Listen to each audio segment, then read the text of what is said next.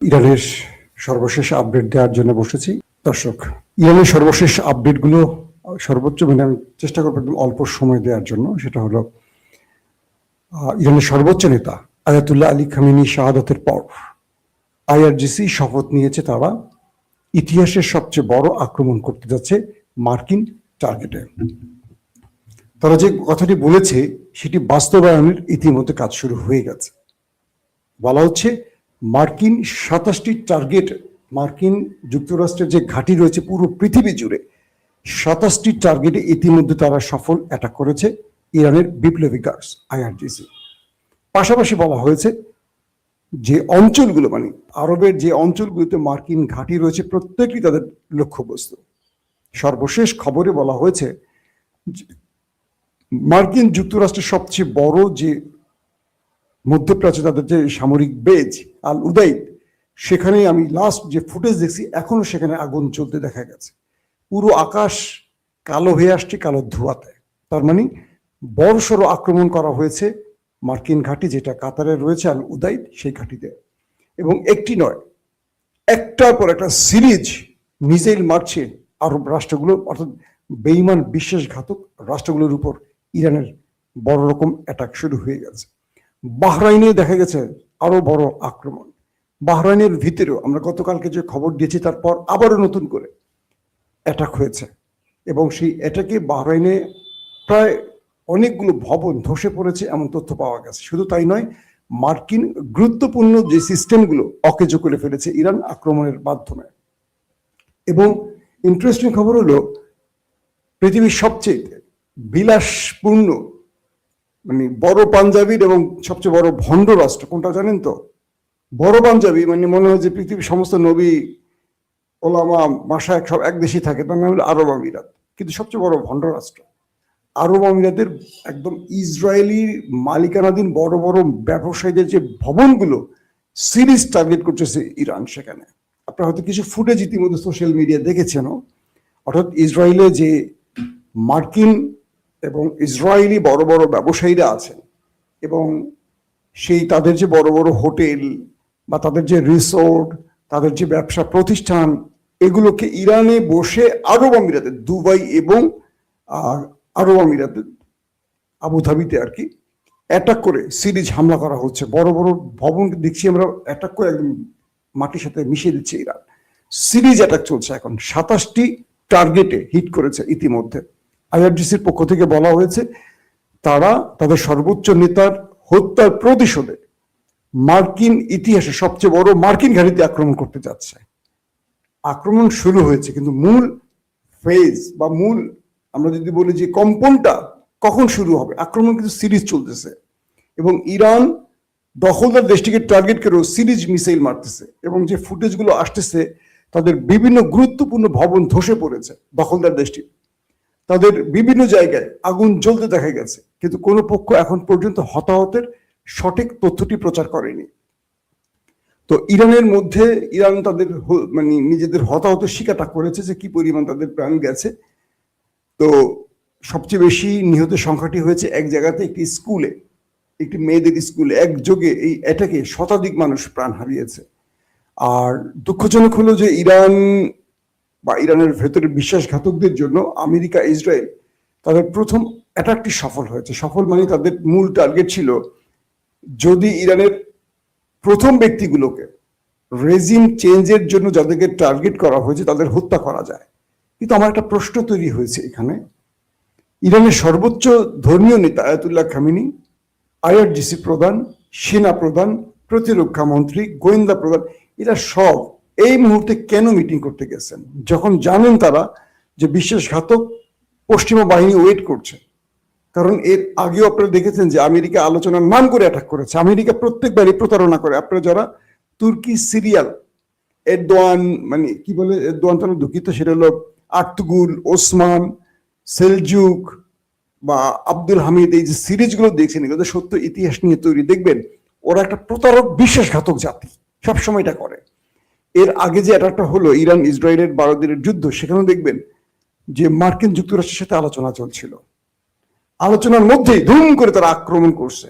অথচ বাংলাদেশ না, পৃথিবীতে ইন্টারন্যাশনাল আইন অনুযায়ী কোনো বিষয়ে আলোচনা চলাকালীন কোনো দেশ আক্রমণ করতে পারে না, কোনোভাবেই পারে না। এটা সম্পূর্ণ অবৈধ আক্রমণ করেছে। আচ্ছা, ওদেরকে অবৈধ বলবে এটাকে বলেন? ওরা যা করবে সবই বৈধ, শুধু অবৈধ হলো দুর্বলদের জন্য।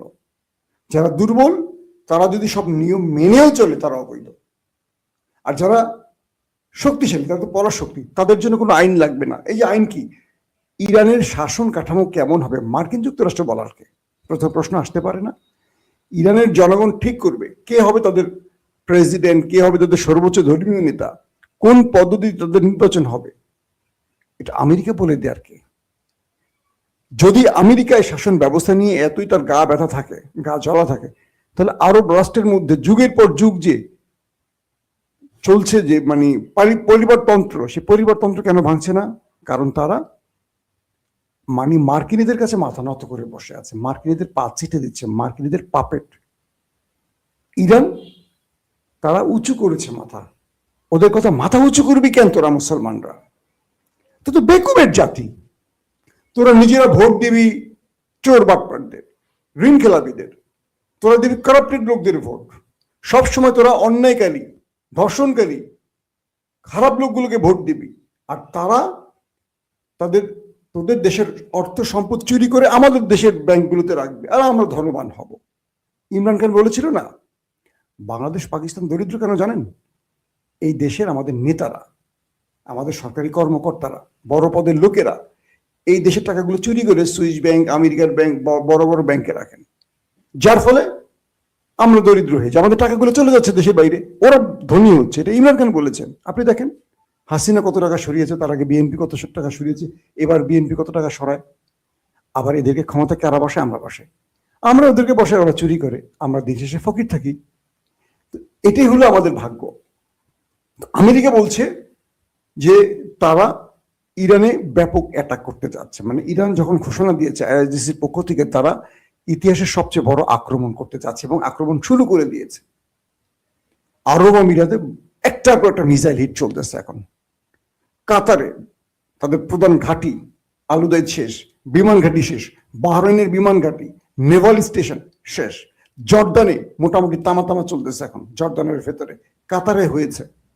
ইরান কোনো মুসলিম সাধারণ মানুষকে মারছে না, যেখানে তাদের মার্কিন ঘাঁটি, সেই টার্গেট করছে মার্কিন ঘাঁটিগুলোকে। কিন্তু ইরানে দখলদার এবং আমেরিকা আক্রমণ করে যাদেরকে মেরেছে ম্যাক্সিমাম সাধারণ মানুষ, স্কুলের বাচ্চাদেরকে মেরেছে। কিন্তু আন্তর্জাতিক আইনে এটা নিয়ম নেই। কিন্তু আমেরিকাকে কে শিখাবে আইন বলেন? জাতিসংঘ তো আমেরিকা, আইসিসি মানে কি ভারত, ক্রিকেট মানেই ভারত, সমস্ত নিয়ম ভারতের ইশারায় চলবে, আবার সমস্ত জাতিসংঘের নিয়ম আমেরিকার ফর্মুলায় চলবে। তাহলে জাতিসংঘের অর্থটা কি দাঁড়ায়? এখন পর্যন্ত আরবের বিশ্বাসঘাতকরা ইরানের সর্বোচ্চ নেতার হত্যায় তারা আরব লীগের পক্ষ থেকে শুধু নিজেদের দেশে আক্রমণের প্রতিবাদ জানিয়েছে। তারা ইরানের উপরে যে হামলা হয়েছে, তাদের সর্বোচ্চ নেতাকে হত্যা করেছে, এটা কোনো প্রতিবাদ জানায়নি। মুসলিম ইতিহাসে যারা বেঁচে থাকতে চান তারা মরে যান। আলী খামেনির একটি স্টেটমেন্ট আমার মনে আছে। তিনি বলেছিলেন যে আমি তো মৃত্যু বরণ করতেই এসেছি, তার মধ্যে আমি 86 বছর বেঁচে গেছি। আমি তো মৃত্যু আলিঙ্গন করতেই এসেছি, তার কিন্তু একটা হাত আপনারা জানেন পঙ্গু ছিল। তিনি বিপ্লবের একজন অন্যতম লড়াইকারী ছিলেন, এবং সেই বিপ্লবে রুহুল্লাহ খমিনি যখন খামিনি হয়ে প্রথম রাষ্ট্র পরিচালনা করেন, তারপর তিনি দায়িত্বে এসে 36 বছর পরিচালনা করেন এই আয়াতুল্লাহ আলী খামিনি। তিনি বলছেন যে আমার পুরো জীবনটাই তো আল্লাহ আমাকে দিয়েছে। কোনো মানুষ 86 বছর বাঁচে, আমার তো বাকি জিন্দগিতে মানে আমার আর কোনো স্বপ্ন নেই। এখন ইরানকে নিয়ে আমার একটাই স্বপ্ন, আগামী যুবকরা কোথায় ইরানকে নিয়ে যাবে। আমি শুধু চেয়ারে বসে দেখি, ওরা মনে করে আমাকে হত্যা করলে সব শেষ। না, আমাকে হত্যা করলে কিচ্ছু হবে না। হাজারো মানুষ ইরানকে পাহারায় দাঁড়িয়ে গেছে। তিনি বলছেন যে আমি শাহাদাতের মৃত্যু আমার সবচেয়ে পছন্দ। দেখেন সেটি আল্লাহ তার দিয়েছে, ভাগ্যটা কি। মানে একটা মানুষ রোগে শোকে মারা যায়নি, তার সারা জীবনের কামনা ছিল শাহাদাতের মৃত্যু, তিনি সেটাই পেয়েছেন। 86-87 বছর বয়সে তিনি দখলদারদের অ্যাটাকে মারা গেছেন এবং রমজান মাসে মারা গেছেন। একটা মানুষের কর্ম, একটা মানুষের শ্রেষ্ঠত্ব, একটা মানুষের অনেক কিছু আল্লাহ পারিপার্শ্বিকভাবে দেখিয়ে দেন। এখন বলবেন, কেউ বলবেন তারা শিয়া, তারা এই, তারা ওই। আমি মুসলমানদের মধ্যে বিভেদগুলোকে পছন্দ করি না। কে জান্নাতে যাবেন কে জান্নাতে যাবেন ঠিক করেন তো আল্লাহ, আমি আপনাকে। সবচেয়ে বড় অনেক বড় পীর সাহেব আছে যাদের পিছনে আমরা অনেক দৌড়াই, দেখবে সব শালারা হয়তো জাহান্নামে গেছে, কিন্তু ওই পীর সাহেবের যে পছন্দ করে না সে হয়তো জান্নাতে চলে গেছে, কারণ ওই পছন্দ না করার জন্য চলে গেছে, কারণ ওই পড়া ছিল হয়তো ভণ্ড, হয়তো আমি আপনি জানি না। লেবাসে তাকে অনেক বড় পীর সাহেব মনে হয়েছে, কিন্তু ভিতরে সে হয়তো আল্লাহ সবচেয়ে অপ্রিয় ছিল। আবার এমনও ব্যক্তি আছেন মাসলা মাসাইলে সবাই কাফের ঘোষণা করে, ওই নিজে কাফের মরে গেছে কিন্তু যারে কাফের বলছে সে জান্নাতে চলে গেছে, কারণ এটা নির্ধারণের মালিক আল্লাহ রাব্বুল আলামিন। একজন ব্যক্তি রমজানে মারা গেলেন, একজন ব্যক্তি সারা জীবনের কামনা ছিল শাহাদাতই হলো, এবং তার প্রিয় লোকদের সাথে একসাথেই হলো। এখন আপনারা হয়তো মনে করছেন অনেকে, ভাই এটা খুব দুঃখজনক ঘটনা, এটা ইরান তো হেরে গেল। ভাই একটা সহজ প্রশ্ন বলি, সান্ত্বনা দেওয়ার জন্য না, একদম চিন্তা করেন কি হবে তার ভাগ্যে, এটা কি আল্লাহ জানেন না? ইরানের ভাগ্যে কি আছে এটা কি আল্লাহ জানেন না? খামেনির শাহাদাত এটা তো আল্লাহ দান করেছেন। ইরানের আগামী দিন কি হবে এটা আল্লাহ তো জানেন, পরিকল্পনা তো আল্লাহর হাতে।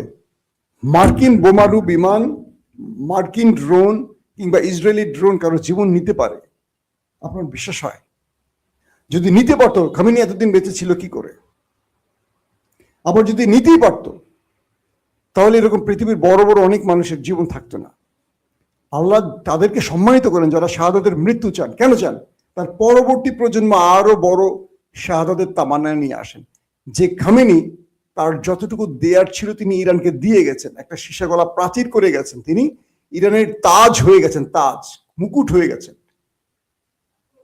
এখন যিনি আসবেন তিনি আরো বড় কেউ হয়ে আসবেন, কারণ নতুন নেতৃত্ব এখন ইরানে আসবে। এই শাসন ব্যবস্থা কেউ চাইলেই ধ্বংস করতে পারবে না।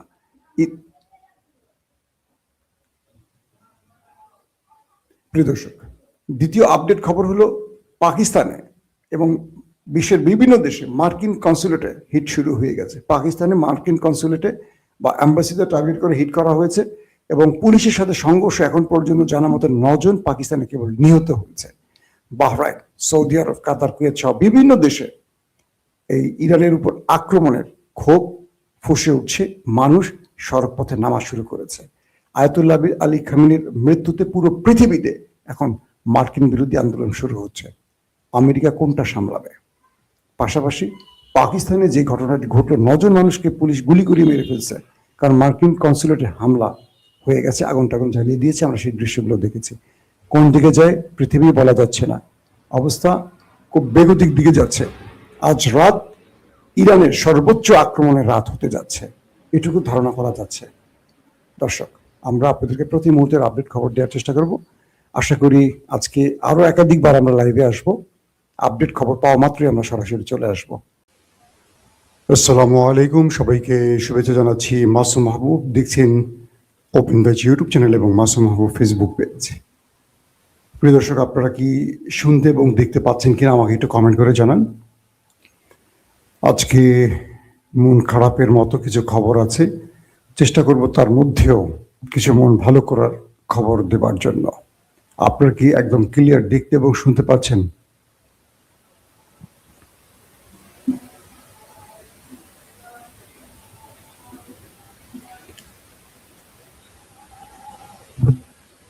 প্রিয় দর্শক, আজকে সকালটা হয়তো আপনাদের যারা প্রথম দেখছেন বা অনেকেরই হয়তো জেনে গেছেন ইতিমধ্যে, আপনাদের অনেকেরই মনটা খারাপ হতে পারে। সেটা হলো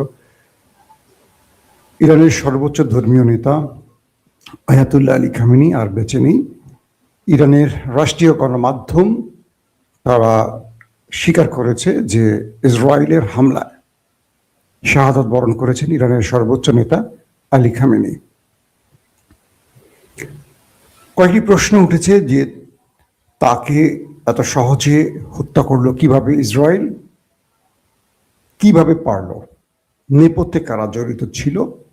2 নম্বর, তার মৃত্যুতে কারা দায়িত্ব নিতে পারে, মার্কিন ইসরায়েলের স্বপ্ন কি পূরণ হবে। 3 নম্বর প্রশ্ন, যুদ্ধ কোন দিকে যাচ্ছে, তবে খামেনি এবং শীর্ষ কমান্ডারদের মৃত্যুর পর ইরান ইসরায়েল যুদ্ধ কোথায় গিয়ে থামবে। আপাতত 3টি বিষয় নিয়ে সংক্ষিপ্ত লাইভ সেশনে আলোচনা করব ইনশাআল্লাহ।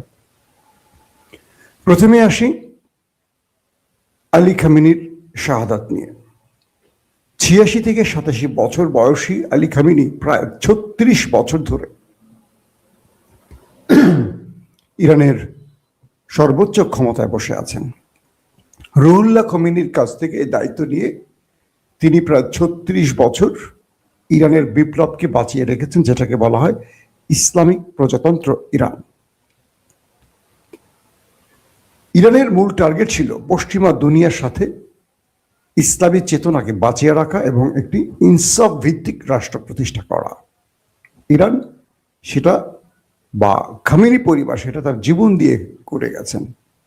মার্কিনীদের টার্গেট হলো পৃথিবীতে কোনো মুসলিম রাষ্ট্র মাথা উঁচু করে দাঁড়াবে না, কেবল দাঁড়াতে পারবে বিড়াল অথবা ইঁদুরেরা অথবা তেলাপোকা।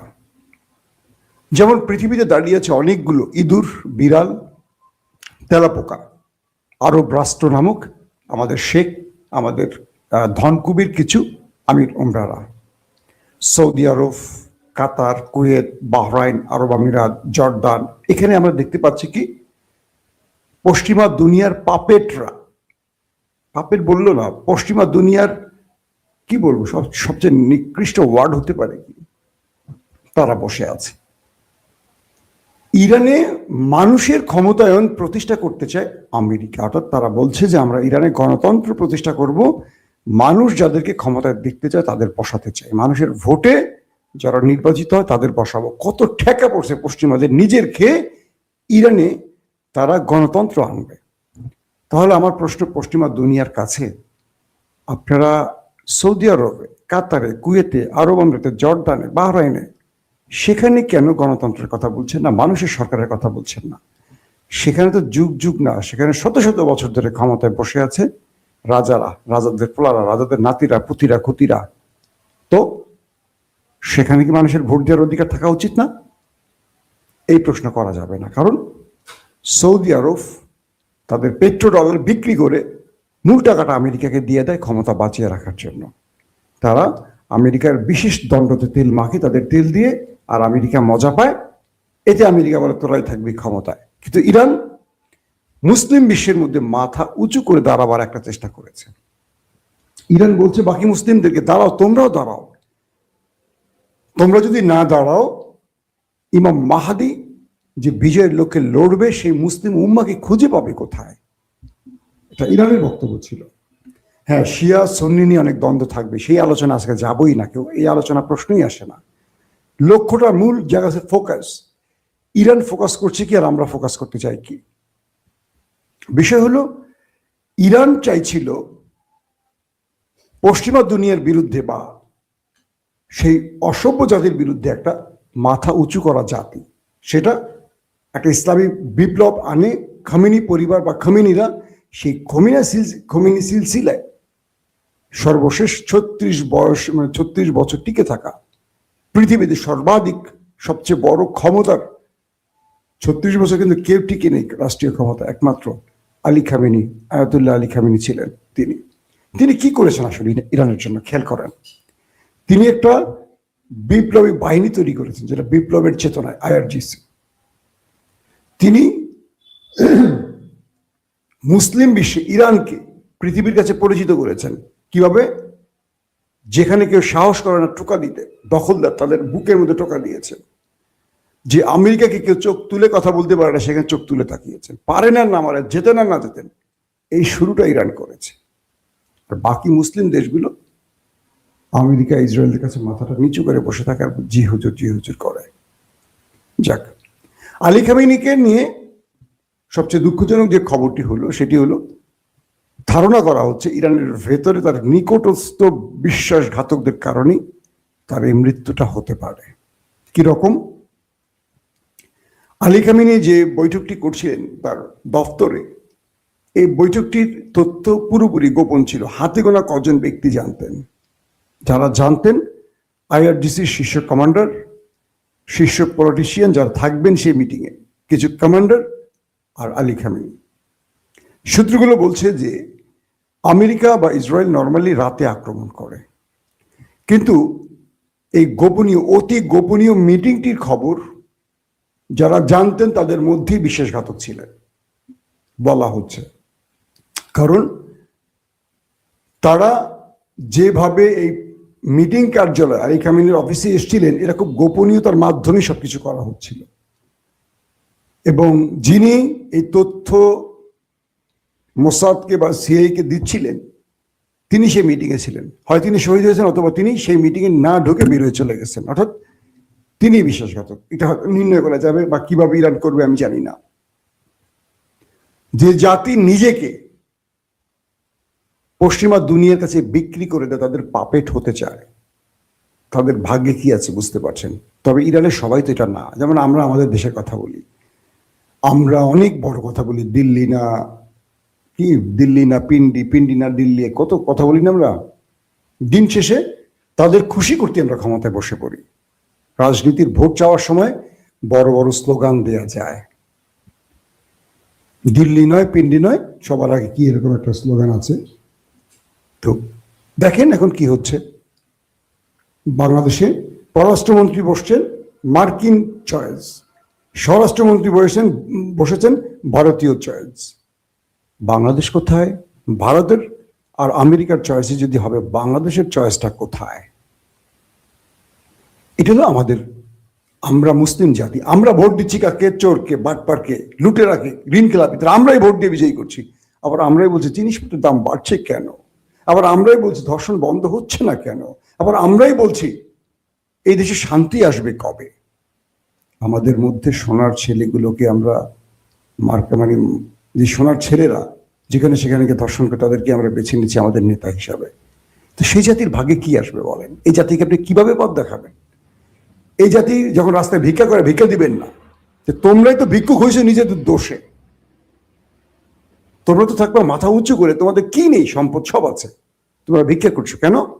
কারণ তোমরা তোমাদের নেতা চয়েস করছো তাদেরকে, যারা সব লুট করে বিদেশে নিয়ে যাচ্ছে, আর তোমরা ফকির হচ্ছ। সো ভিক্ষা করি খাও তোমাদের জন্য, তোমরা যেমন আল্লাহ তোমাদের জন্য সেই নেতা পাঠিয়েছে। ইরানে আলী খামেনিকে তার জনগণদের চয়েস করে বসিয়েছে, তাই না? ইরান যারা ঘুরেছেন তারা জানেন একটা সাজানো গোছানো দুনিয়া। ইরানকে অর্থনৈতিকভাবে শুধু আমেরিকার স্যাংশন দিয়ে এভাবে ডাউনে রেখেছে, কিন্তু ইরান এক সম্ভাবনাময় দেশ, তেল গ্যাস সব আছে, সব তারা ব্যবহার করছে। তারা নিজের প্রযুক্তিতে আমেরিকাকে, ইসরায়েলকে চ্যালেঞ্জ করছে নিজের প্রযুক্তি নিয়ে, বুঝতে পারছেন? সেই ইরানকে ডাউন করতে চায় ইরানের মধ্যে বসে থাকা আরো কিছু ব্যক্তিরা, তারা হয়তোবা নিজেকে দেশপ্রেমিক বলবে। এখন কি হচ্ছে, পুরো ইরান জুড়ে আমেরিকা ইসরায়েল অ্যাটাক করেছে, শত শত মানুষ প্রাণ হারিয়েছে। পাশাপাশি ইরান তার সর্বোচ্চ আঘাতটা করেছে। ইরান আবুধাবির সেই বিশাল বিশাল ভবনগুলোকে ছাপা করে ফেলতেছে একটার পর একটা। কেমন লাগে? আবুধাবিতে মানে আরব আমিরাতে ইসরায়েলি যে ব্যবসার প্রতিষ্ঠানগুলো আছে, বড় বড় ইমারত ভবনগুলো দেখেন না আপনারা মাঝে মাঝে, এগুলো টার্গেট করে ইরান হিট করেছে। কাতারে মিসাইলের বর্ষা বহাই দিচ্ছে, বাহরাইনে তাণ্ডব চালাইছে ইরান ব্যাপক আকারে। তারপর ইসরায়েলের ভেতরে তেল আবিব, হাইফাতে ম্যাসাকার করে ফেলছে ইরান কালকে রাত থেকে, ব্যাপক অ্যাটাক করেছে।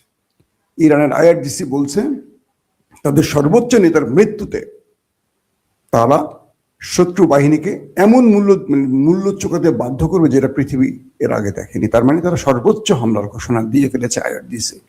বলা হচ্ছে এই হামলায় আইআরজিসির প্রধান, সেনাবাহিনীর প্রধান সহ গুরুত্বপূর্ণ অনেক শীর্ষ প্রধানরা মারা গেছে, শাহাদাত বরণ করেছে।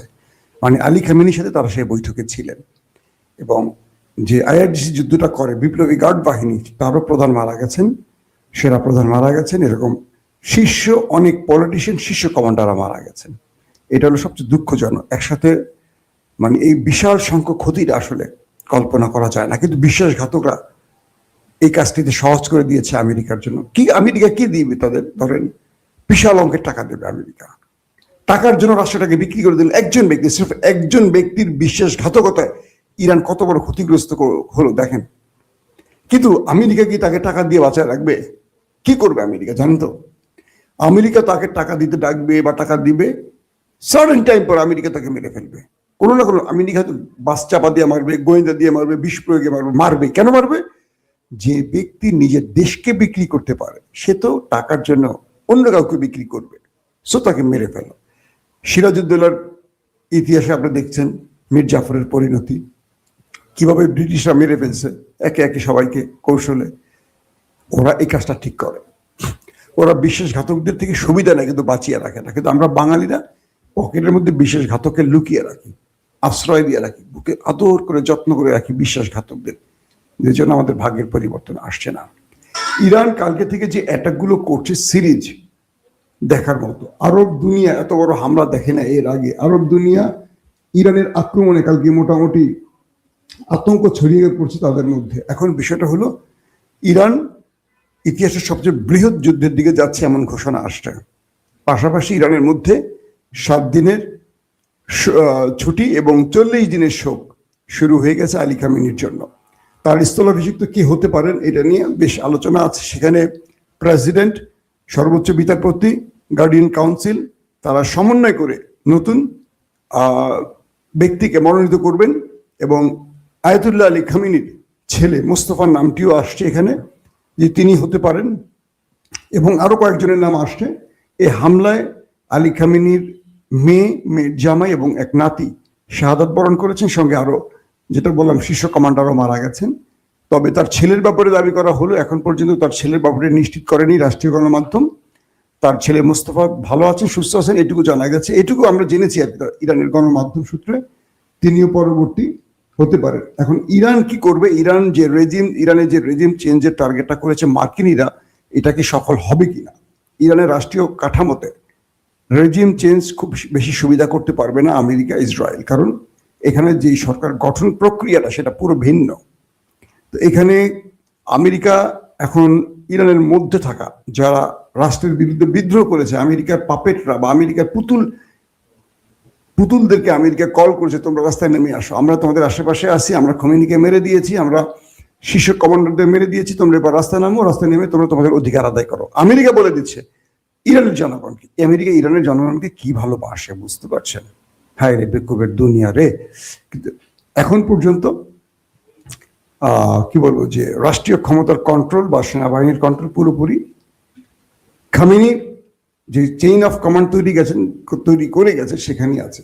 তো সবকিছু মিলে ইরানের আগামী কয়েক ঘন্টার মধ্যে বড় কিছু হয়তো আমরা দেখবো, যে ইরান আসলে কোন দিকে যাচ্ছে। ইরান কি আমেরিকার কাছে পরাজিত হয়ে গেছে, মাথা বিক্রি করে দিয়েছে, না ইরান আরো জোরে সোরে আক্রমণ করছে, বা এই লড়াইটা আরো দীর্ঘদিন চলবে, নাকি সংক্ষিপ্ত পরিসরে যুদ্ধটা শেষ করবে, আমেরিকা স্থলবাহিনী ঢুকাবে কি ঢুকাবে না, এই জিনিসগুলো আমরা আগামী কয়েক ঘন্টার মধ্যে দেখতে পাবো।